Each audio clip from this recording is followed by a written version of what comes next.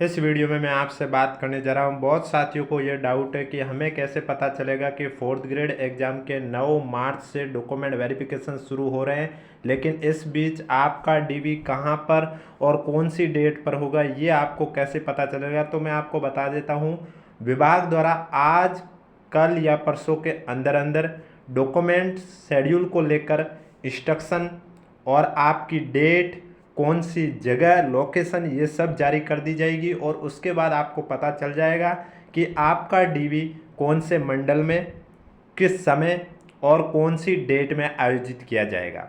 इस बीच मूल दस्तावेज की कमी में आपको दस्तावेज सत्यापन की प्रक्रिया से बाहर किया जा सकता है। ये जो अभी मैं इंस्ट्रक्शन बताने जा रहा हूँ आपको, ये इसी विभाग द्वारा, यानी कि जो विभाग आपका माध्यमिक शिक्षा विभाग जो कि आपके फोर्थ ग्रेड एग्जाम का डीवी करवाएगा, उसी विभाग ने लाइब्रेरियन का भी डीवी करवाया था। तो उसके इंस्ट्रक्शन के आधार पर मैं आपको बताने जा रहा हूँ। वीडियो पसंद आए तो वीडियो को लाइक कीजिए, चैनल जरूर सब्सक्राइब कीजिए, क्योंकि 9 मार्च को जिन भी कैंडिडेट का डीवी होगा उनसे रिव्यू लेकर आपको इस यूट्यूब चैनल के माध्यम से जरूर बताया जाएगा का डीवी का प्रोसेस शुरू से लेकर अंत तक का किस तरह से आयोजित किया गया था, वो कंप्लीट प्रोसेस भी बताया जाएगा। इसके अलावा फोर्थ ग्रेड के कोर्ट केस को लेकर भी जो भी फैसला आएगा वो भी आपको इस यूट्यूब चैनल के माध्यम से बता दिया जाएगा। और डीवी शेड्यूल जब भी जारी होगा 1-2 दिन के अंदर अंदर, वो भी आपको इस यूट्यूब चैनल के माध्यम से बता दिया जाएगा। इसलिए अगर अभी तक आपने चैनल सब्सक्राइब नहीं किया तो चैनल जरूर सब्सक्राइब करें, नोटिफिकेशन भी ऑन करें। आप देख सकते हैं यहाँ पर स्पष्ट रूप से लिखा हुआ है कि मूल दस्तावेज के अभाव में किसी भी स्टूडेंट को दस्तावेज सत्यापन प्रक्रिया में सम्मिलित नहीं किया जाएगा। मूल दस्तावेज जैसे कि स्टूडेंट द्वारा सेकेंडरी, सीनियर सेकेंडरी, स्नातक, स्नातकोत्तर यदि हो तो, यानी कि अब जैसे कि आपकी ये एग्जाम थी 10th लेवल की, तो इसमें आपको 10th की अंक तालिका और प्रमाण पत्र आवश्यक रूप से प्रस्तुत किया जाना है। बाकी अगर किसी शैक्षणिक योग्यता का जिक्र आपने एप्लीकेशन फॉर्म फिल करते समय किया है तो वो भी आप दिखा दीजिए। अब देखो, अंक तालिका और प्रमाण पत्र किसी किसी के अलग होते हैं तो किसी किसी के सेम ही होते हैं। तो जिनके अलग अलग होते हैं उनको वो दोनों लेके जानी होगी, और जिनके सेम ही है तो फिर उन्हें वो एक ही लेके जानी होगी।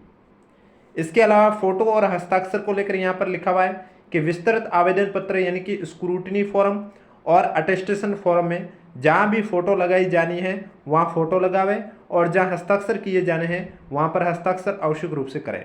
यानी कि स्क्रूटनी फॉर्म और अटेस्टेशन फॉर्म में जहाँ पर आपसे पूछा जा रहा है कि यहाँ फोटो लगाए, वहाँ आपको फोटो लगवानी है, और जहाँ पर आपसे सिग्नेचर का पूछा जा रहा है वहाँ आपको अपने सिग्नेचर करने हैं।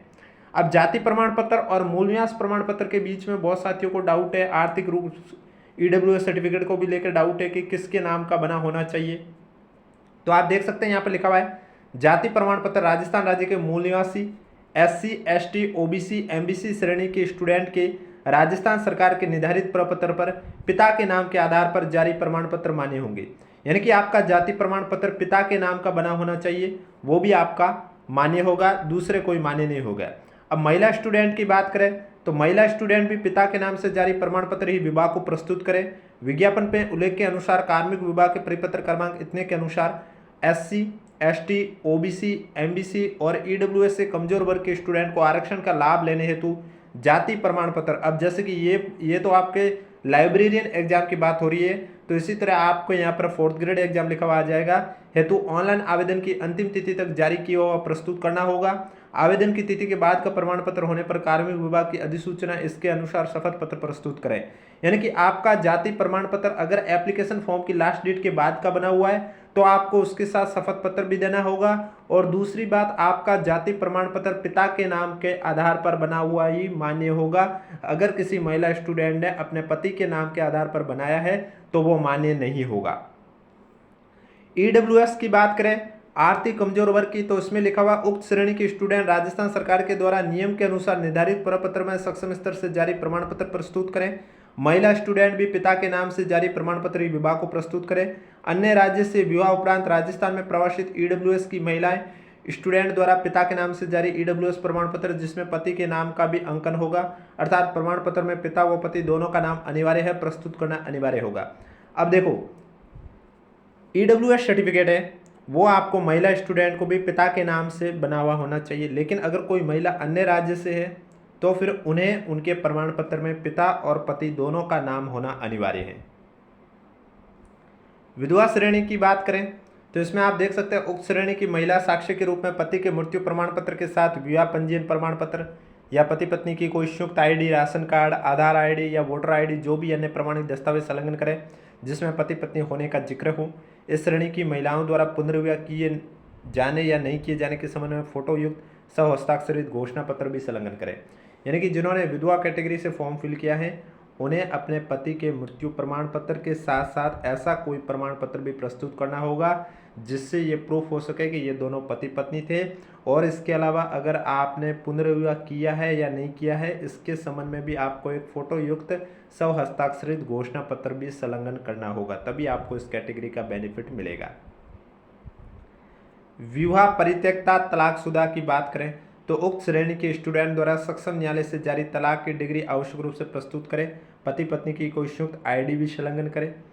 विवाह तलाकशुदा परित्यक्ता श्रेणी की महिला को ऑनलाइन आवेदन की अंतिम दिनांक तक और विधवा महिला को आवेदन की अंतिम तिथि तक तथा विधवा के द्वारा वर्ग श्रेणी या संशोधन करने पर उसे वर्ग श्रेणी संशोधन की दिनांक तक पुनर्विवाह नहीं किए जाने संबंधी निर्धारित प्रपत्र 50 रुपये का नॉन जुडिशियल स्टाम्प पर नोटरी द्वारा शपथ पत्र प्रस्तुत करना होगा, जो कि मैं आपको ऑलरेडी पहले भी बता चुका हूँ। अब जो विशेष योग्यजन प्रमाण पत्र है उनको लेकर भी लिखा हुआ कि नियम के अनुसार सक्षम स्तर से जारी संबंधित निःशक्तता का प्रमाण पत्र जिसमें निःशक्तता का स्पष्ट उल्लेख हो और निःशक्तता 40% से कम उल्लेखित ना हो। देखो, विशेष योग्यजन प्रमाण पत्र उन्हीं स्टूडेंट को बेनिफिट मिलेगा उस कैटेगरी में। अगर आप निःशक्तता की कैटेगरी में आते हो तो उसमें आपको निःशक्तता 40% से कम उल्लेखित नहीं होनी चाहिए। दिव्यांगजन स्टूडेंट से यूडीआईडी का प्रमाण पत्र प्रस्तुत करना अपेक्षित है। यानी कि आपको मालूम है यूडीआईडी के बारे में भी मैं आपको पहले से अलग से बता चुका हूँ। तो जो दिव्यांगजन कैंडिडेट है उन्हें ये यूडीआईडी प्रमाण पत्र भी बनाना कंपलसरी है। आगे लिखा हुआ है स्टूडेंट सभी शैक्षणिक, जाति, मूल निवास, विशेष योग्यजन प्रमाण पत्र का अवलोकन कर ले तथा नाम में स्पेस संबंधी अंतर होने पर निर्धारित रुपये 50 रुपये का नॉन जुडिशियल स्टाम्प पर नोटरी द्वारा शपथ। यानी कि अगर आपकी कोई अंक तालिका, जाति प्रमाण पत्र, मूल निवास में अगर कोई नाम में त्रुटि है, चाहे आपके नाम है, पिता के नाम है, माता के नाम है, तो आपको 50 रुपये का नॉन जुडिशियल स्टाम्प पर नोटरी से सत्यापित शपथ पत्र प्रस्तुत करना होगा।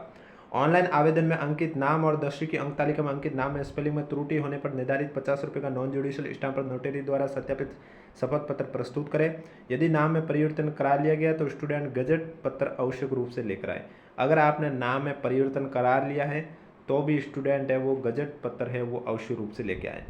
स्टूडेंट पात्रता जांच के समय स्वयं का मूल फोटो, आईडी प्रूफ जैसे आधार कार्ड, वो 5 पासपोर्ट साइज के फोटो अवश्य लेके आए। यानी कि अब लाइब्रेरियन में जो मांगे गए हैं कि आपको एक ओरिजिनल आईडी प्रूफ भी लेके जानी होगी जैसे आधार कार्ड हुआ, और इसके अलावा 5 पासपोर्ट साइज के फोटो भी लेके जाने होंगे। चरित्र प्रमाण पत्र 2 अलग अलग राजपत्रित अधिकारियों द्वारा जारी किया होना चाहिए, वो लेके जाने। इसके अलावा एक आपने जहाँ से भी अंतिम शिक्षा प्राप्त किया वहाँ का होना चाहिए।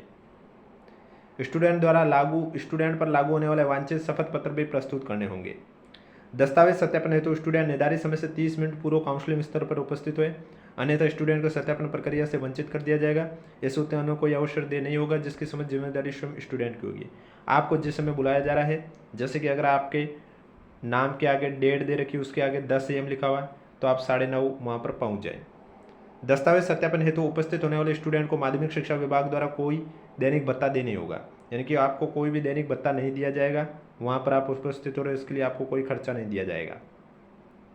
राजस्थान कर्मचारी चयन बोर्ड जयपुर द्वारा आयोजित, जैसे कि यहाँ पर ये पुस्तकालय ग्रेड 3 के बारे में लिखा है, उसी तरह आपका 4th ग्रेड आ जाएगा। दस्तावेज सत्यापन हेतु माध्यमिक शिक्षा विभाग द्वारा आवश्यक दिशा निर्देश, संपूर्ण प्रक्रिया की जानकारी विभाग की जो वेबसाइट है और बोर्ड की वेबसाइट पर प्रकाशित की जाएगी तथा विचारित सूची से चयनित स्टूडेंट को आवेदन पत्र में स्टूडेंट द्वारा अंकित मोबाइल नंबर, ईमेल पते के माध्यम से भी जानकारी दी जाएगी। यानी कि डीवी शेड्यूल को लेकर आपको बोर्ड और विभाग की जो वेबसाइट है वहाँ पर तो सूचित कर दिया जाएगा। इसके अलावा जो एप्लीकेशन फॉर्म में आपने मोबाइल नंबर और ईमेल आईडी लिखी है वो registered mobile number, email ID पर भी आपको सूचना दे दी जाएगी। निदेशालय माध्यमिक शिक्षा राजस्थान बीकानेर पर गठित कंट्रोल नंबर यहाँ पर आपको दे रखे हैं। कार्य दिवस के दौरान कार्यालय संपर्क कर कोई भी स्टूडेंट जानकारी प्राप्त कर सकता है। तो ये तो मैंने आपको बताया था लाइब्रेरियन एग्जाम के अकॉर्डिंग, क्योंकि वो भी वही विभाग है जो कि आपके 4th ग्रेड का डीवी करवाएगा। बाकी 4th ग्रेड एग्जाम का डीवी शेड्यूल जब भी जारी होगा आपको इस यूट्यूब चैनल के माध्यम से बता दिया जाएगा। इसलिए अगर अभी तक आपने चैनल सब्सक्राइब नहीं किया तो चैनल ज़रूर सब्सक्राइब कर लीजिए। और फॉर्मेट की PDF यानी कि जैसे हैंड रिटन हुआ है, चरित्र प्रमाण पत्र हुआ, सामान्य घोषणा पत्र हुआ, संविधान वाला हुआ है, विवाह प्रमाण पत्र जिनका 2006 से पहले हुआ, वो सब फॉर्मेट की पीडीएफ आपको हमारा टेलीग्राम चैनल पर देखने को मिलेगी, जिसका लिंक नीचे डिस्क्रिप्शन में दे रखा है। अगर अभी तक आपने ज्वाइन नहीं किया तो आप जाके ज्वाइन कर सकते हो। अब कोई भी डाउट है तो नीचे कमेंट बॉक्स में पूछिए। बाकी वीडियो पसंद आए तो वीडियो को लाइक ज़रूर करें, चैनल भी ज़रूर सब्सक्राइब करें। आपके 1-2 दिन के अंदर आ जाएगा, जिसमें आपको बता दिया जाएगा कि आपका जो डीवी है वो कौन सी डेट पर कौन से स्थान। अब देखो बहुत साथी स्थान की मैं बात करूं तो आपको मालूम है माध्यमिक शिक्षा विभाग द्वारा टोटल 9 मंडल में डीवी आयोजित की जा रही है। तो आपके ज़िले के नज़दीकी जो भी मंडल है उस मंडल में आपका भी डीवी होगा। यानी कि जैसे अगर आप बाड़मेर बालोतरा से हैं तो आपके जोधपुर मंडल में डीवी होगा, अगर आप अलवर से हैं तो आपका जयपुर मंडल में डीवी होगा। इसी तरह आपके ज़िले के नज़दीकी जो मंडल है उस मंडल में आपका डीवी होगा। डीवी जैसे कि 9 मार्च से शुरू हो रहा है और 16 अप्रैल तक आयोजित की जाएगी। इस बीच किसी भी कारणवश आप अपना डीवी नहीं करवा पाते हैं तो भी कोई बात नहीं, आपको 2 अवसर अलग से दिया जाएगा। 1 अप्रैल के लास्ट वीक में और 1 मई के शुरुआती वीक में आपको 2 अवसर दिए जाएंगे जो एब्सेंट कैंडिडेट है उन्हें। इस बीच भी अगर आप अपना डीवी नहीं करवा पाते तो आगे की पात्रता पर आपका विचार नहीं किया जाएगा और इसकी समस्त जिम्मेदारी किसी और की नहीं होगी बल्कि आपकी भी ही होगी। अब कोई डाउट है तो नीचे कमेंट बॉक्स में जरूर पूछें।